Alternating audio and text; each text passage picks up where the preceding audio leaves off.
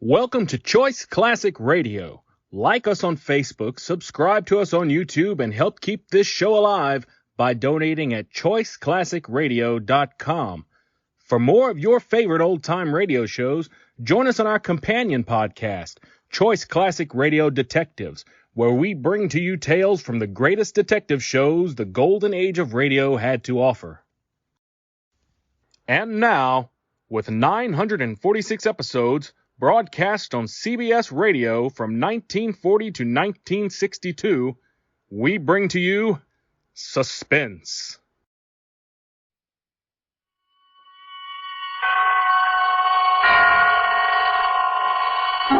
Suspense.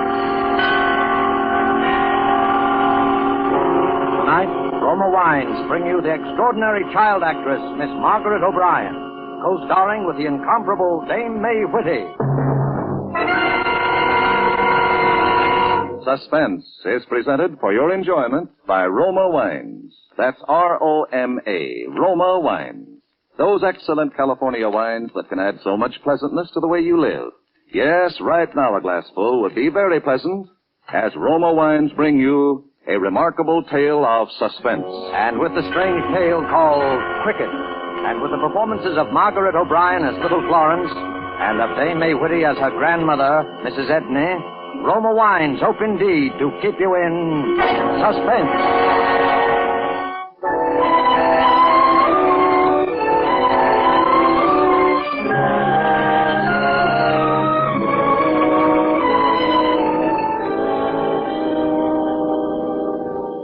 Grandma says we have to move from this house, Cricket. We have to go away. I guess it's the noises and the things she hears at night. She's good, and I love her, but she doesn't understand. There's nothing in this house to frighten anyone, nothing that is bad. Listen, Cricket, there'll be no one here but Anna tonight. And tonight you said you'd come. But I won't be here, Cricket. Grandma's taking me to Golders Green to stay with Aunt Collar until we find another house. Couldn't you come there too, Cricket? It wouldn't be hard to find. No, I guess you couldn't.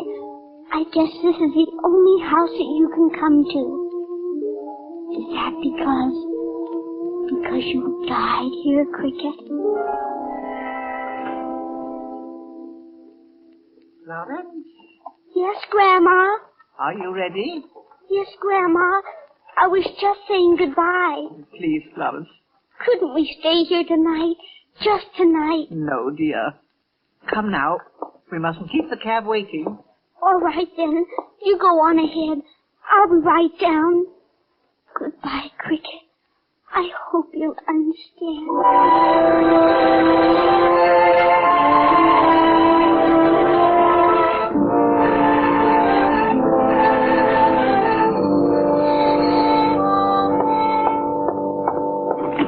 Hello? No, this is the maid. Mrs. Edney isn't here.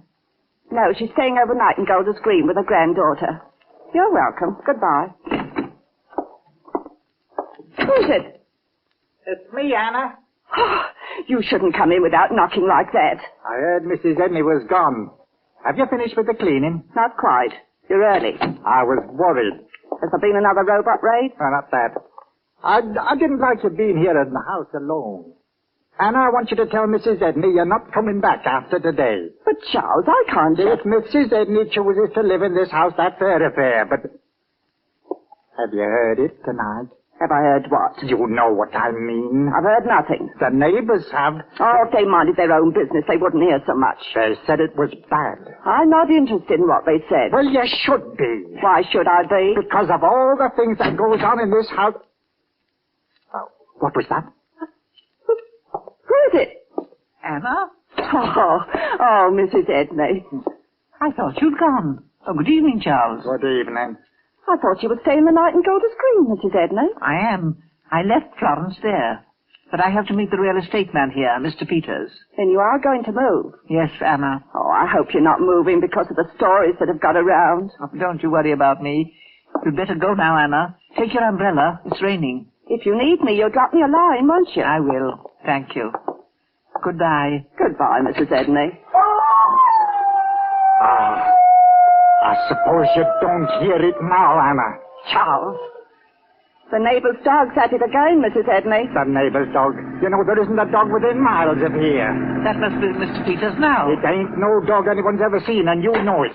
Well, good night, Mrs. Edney. Oh, hello there. Oh, Mr. Peters. Good night, Anna, Charles. Come in, Mr. Peters. Oh, I'm so sorry to be so late, but I've been to Brighton. Have you good news for us? Well, I saw the house.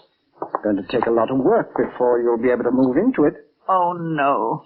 I'd planned on being out of this house. Oh, couldn't you stay here until... I can't stay in this house another night. But, Mrs. Edney, after you went through all the trouble of remodeling it after the bombing last year, it seems a pity that you'd be leaving it for something so far less attractive. My granddaughter isn't well. She hasn't been since her parents were killed at Coventry. Yeah, I know that, but I should think she'd be more comfortable here than that... Let's see, what's that noise upstairs? I hear it too. It's someone up there, eh? Mr. Peters, would you do me a favor? Certainly. Would you come upstairs with me? Of course. What is it? Follow me. Do you see anyone in the hallway here? No, I don't. This is the guest room. Do you see anything unusual? No. I'm sorry to have to do this. Well, not at all, but, This is my bedroom. There's no one here, is there? No, there isn't. Let's go downstairs again. I could show you through this whole house, and you'd see nothing. No one. Yes, but, Florence... She isn't here. I took her to her aunt's this afternoon. Well, I distinctly heard noises. Oh, but perhaps they came from a neighbor's. Mr. Peters, the noises you heard a while ago, did they sound as though they might have come from a neighbor's? No. They were in this house, all right.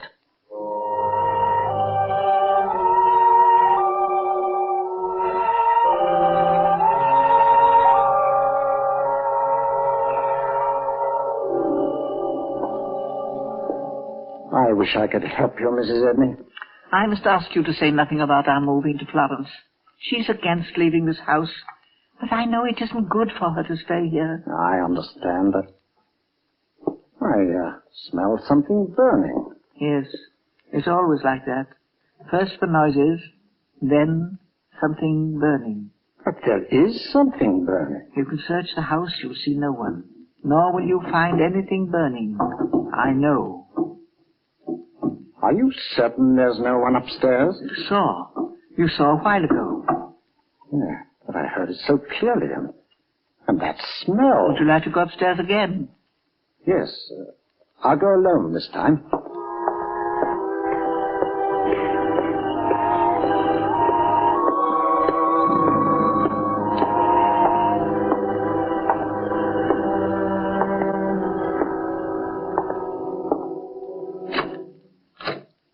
Who is it?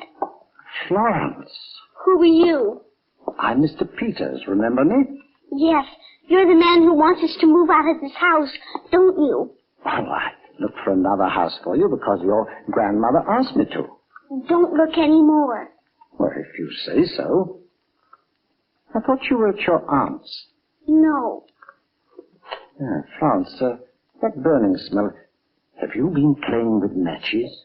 No. Well, don't you smell something burning? Yes. What is it? It's him. Him? What do you mean? Oh, you wouldn't understand. Now, you must tell me. You wouldn't want the house to burn down, would you? The house won't burn down. Mr. Peters, would you please go away? Very well. Good night, Florence. Did it hurt much, Cricket?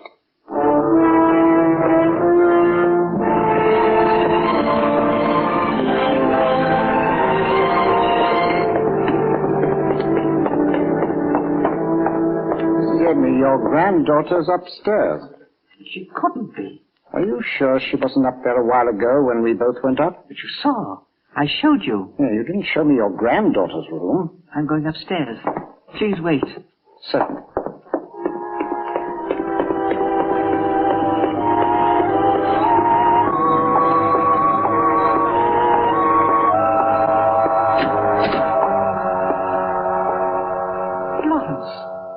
are you doing here? I couldn't stay at Aunt Collars any longer. How did you get in? I came in the back door through the kitchen. Why? I was afraid you'd send me back again. How did you get here? I was given a ride. It was raining. Oh, you're soaking wet. What have you done with your shoes and stockings? I left them by the oven to dry. Well, put on your pajamas and go to bed. I suppose we'll have to stay here tonight. I'll say good night to Mr. Peters, and I'll be up later. I've come back, Cricket. I knew you couldn't go to Aunt Collars, so I've come back here. You don't have to worry anymore.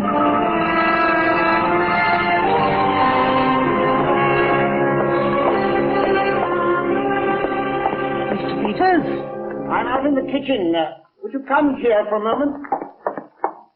I found these shoes by the oven. They're scorched.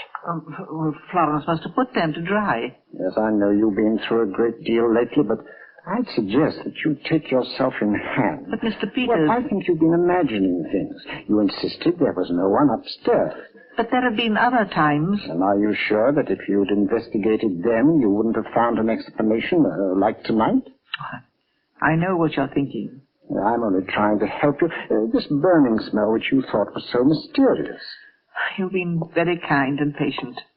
I'm sorry to have kept you so late, Mr. Peters. Oh, not at all, but I do wish you'd reconsider your decision to move. Yes, I'll reconsider. Thank you. Call me in a few days, and if you still want to move, well, I'll see that... Very well, Mr. Peters. Good night. Good night. Why don't you complain to the neighbors about that dog? They've no right to... But you see, there isn't any... Thanks again for everything. Good night.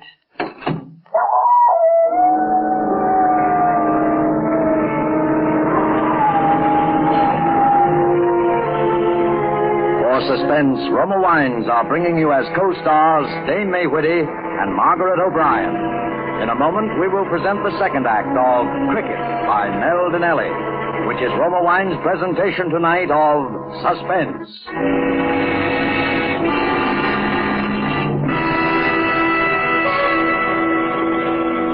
Between the acts of Suspense, this is Truman Bradley for Roma Wines. Elsa Maxwell is recognized internationally as an authority on gracious living. You will be interested in something she said the other day about wine and wartime food rationing. Listen. I find that people who know one simple secret of serving delicious meals aren't bothered much by food rationing. That secret is to enjoy good Roma wine with food. That's a grand suggestion from Elsa Maxwell. So remember, more Americans enjoy Roma than any other wine. R-O-M-A, Roma wine.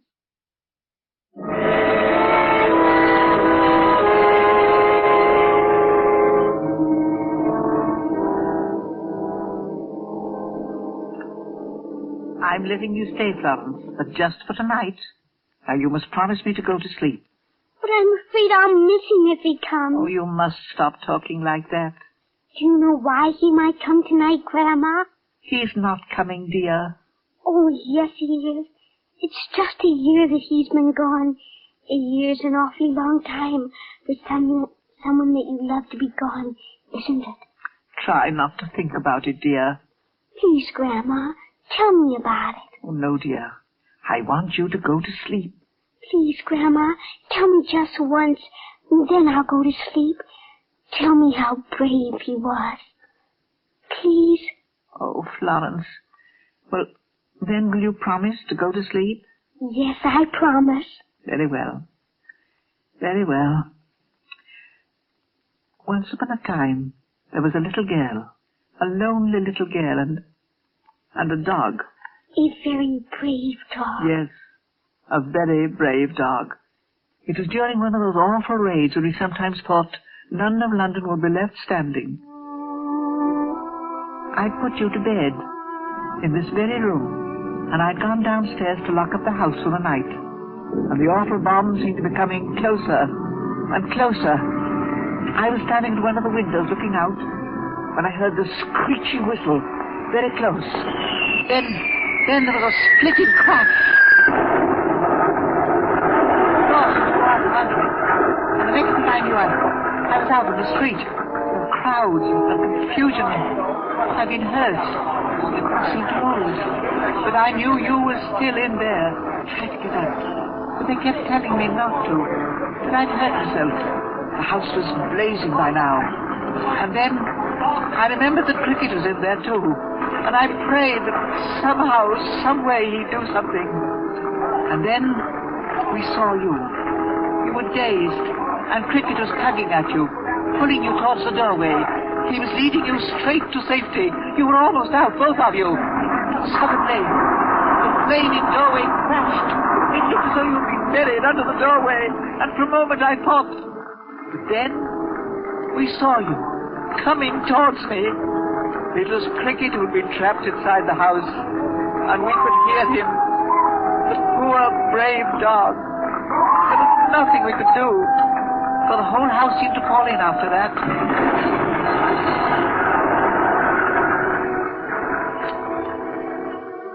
And so, the little girl was saved, and her best friend gave his life for her.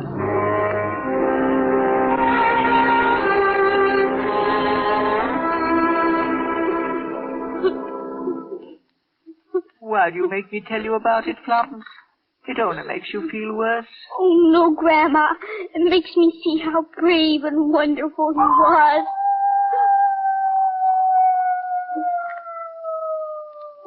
Grandma, do you hear? Shh. You're imagining things. It isn't good for you. Listen, Grandma. Charles hears it, too. I heard him telling Anna about it. Please, Florence. And that burning smell. Mr. Peter says it was my shoe. But it was, dear. And what was it all the other time? Oh, Lawrence, you're feverish. Being out in the rain. You've taken cold. Let me feel your head. He can't come to any other house. I know. Now, Florence, I want you to lie quietly and not talk any more. I mean it this time. I'm going downstairs, and you're to be asleep when I get back. Do you understand? Yes, Grandma. Did it hurt much, Cricket?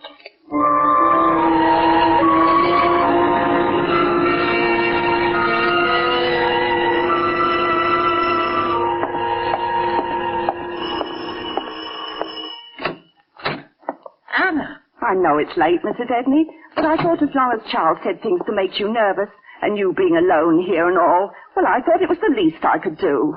What is it, Anna? It's about the howling, Mrs. Edney. Charles said there was no dog in the neighborhood, but it seems there is. He belongs to the Hitchfords up the street a ways. They're renting the place, and the lease doesn't allow them to keep pets, so they've been hiding the poor animal out in the barn all tied up. He's what we've been hearing. We found out on the way home. Oh, thank you for coming back. Florence is ill again. This might help to straighten things out. Is she bad, Mrs. Edney? I'm afraid so. I've called the doctor. Could I help? Oh, if you could stay here tonight. I've made plans to, Mrs. Edney. It's foolish, I suppose, but somehow I am relieved to know there is another dog in the neighborhood after all. I know what you mean. I wouldn't for the world have let Charles know. But I was a bit jumpy myself. If we could only convince Florence now. Have you taken her temperature? No, I was going to. Listen. Yes. It's a robot raid. They've been expecting one. The lights. It's probably got the powerhouse. What do we do? Don't be nervous. Have you candles? They're upstairs. Why, it's so dark. Here, take hold of the banister. Just follow me. Careful of the landing now. Do you smell something burning? Yes. Probably has something to do with the lights going out. Look, Anna. That light. Do you see it? Yes. It's Florence's room. But all the other lights are out. Oh, don't get excited. We'll go up and see. Come on. Florence. Yes, Grandma. What are you doing with that lighted candle? It's for Cricket. I told you to stay in bed. I put it in the window for him. It'll help him find the house. Florence, you're ill. Here, dear. Let me touch you in bed.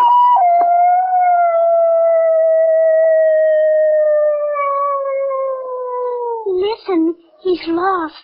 Child, that's a neighbor's dog, Mr. Hitchford. That's not Cricket. Oh, yes, Anna. I know his voice anywhere. Please keep covered until the doctor gets here. But I'm so warm. My head's burning. I'll take a temperature. I'm on fire like he was. Why doesn't he come? Florence, please. You'll feel better when the doctor gets here. Oh, it isn't your mouth, dear. Is my hair burning, Grandma? It's the fever. Keep the covers on, dear. Are the covers to smother the fire, Grandma? Yes, dear. Keep them on. Why doesn't he come? I'm burning. Oh, what's keeping the doctor? The robot raid. He's probably got his hands full someplace. Here, let's look at the thermometer. Let me have it, dear. Shh. I think she's asleep. Poor child. Mrs. Edney, it's almost 103. Good heavens. Listen. They're getting closer. What'll we do? We can't move Florence at a fever like this. It may be pneumonia. Don't get excited.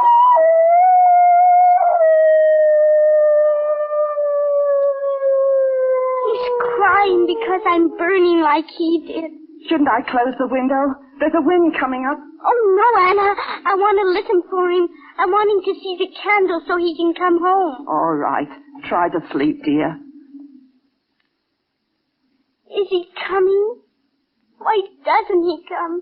Why doesn't he? Got to get that fever down. I'll go and get some aspirin. I'll go with you and get another blanket. Oh, if the doctor would only come. Cricket? Is that you, Cricket? Oh, if they could only see you now, they'd believe me. Why have you come back, Cricket? Don't run away, Cricket. Here, Cricket. Oh, why? Why can I see you this time? I've never been able to see you before. Oh, don't run away. I'll help you. Oh, now I'll have to follow you. And Grandma told me to stay in bed. Oh, wait for me, Cricket. I'm coming. Wait for me.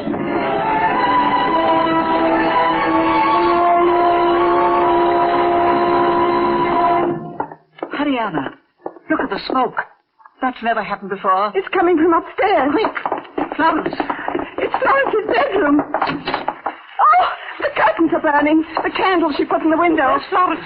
Look in the bathroom. I can beat these flames out with a rug. Florence! Florence! Look! Oh, there's a handkerchief on the She windowsill. must have climbed down the trellis. Oh, dear. I can't see her out there. She couldn't be out in this cold. She must be. Come on. We'll go out the front way. We've got to find her. We will. Let's try the knoll back of the house where she used to walk in. Florence! Florence! Yes. We've got to find her, Anna. Listen. Don't worry. As long as you can hear them robot motors, we don't have to worry. It's only when they stop. Look! It's just coming over the knoll. It's Florence. Oh, thank heaven. Oh, Florence. Florence. Oh, darling, you shouldn't have come out like this. I had to. I saved him. He might have burned to death. Would you like me to carry her? No, thank you. It's not far. I put the flames out with my blanket, like he did, and now I don't burn anymore either. Florence. Mrs. Edney, feel her head. What do you mean?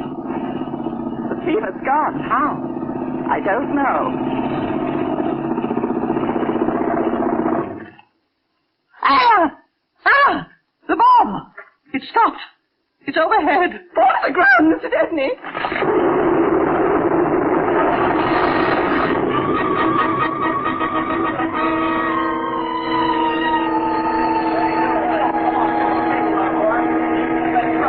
Are you all right?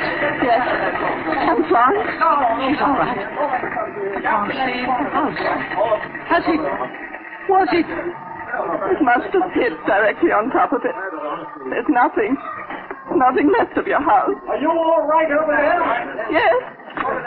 That was a bad one. Oh, Mr. Hitchwood. Oh, it's you, Anna. Thank heavens. I thought maybe you were in the Edney place. This is Mrs. Edney.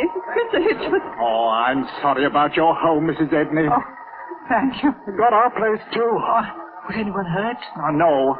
Our dog disappeared just before the attack, and we were out hunting for him. I guess if it hadn't been for him, we'd have all been killed. Was there anyone hurt at your place, Mrs. Edney? No, we were hunting the dog, too. Was your dog an Irish setter, Mr. Hitchford? Yes, he was. But how did you know? We've been keeping him hidden. And I knew his name, too. Did you now? Oh, what was it? Cricket. What? Why, that's remarkable. Remarkable, Florence. I just can't. What you say, Mr. Hitchford? Was that really your dog's name? It was indeed. That's very remarkable of you to know, Florence. I thought there was only one dog in the world named Cricket. There is. I mean, there was.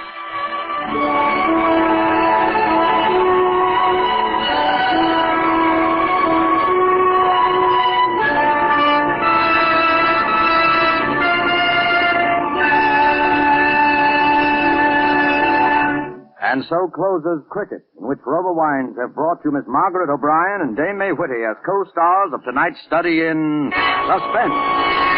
Presented by Roma Wines, R-O-M-A, made in California for enjoyment throughout the world. This is CBS, the Columbia Broadcasting System. That concludes today's episode. We'd like to thank you and remind you to donate at choiceclassicradio.com. Remember, your donations make episodes like this possible.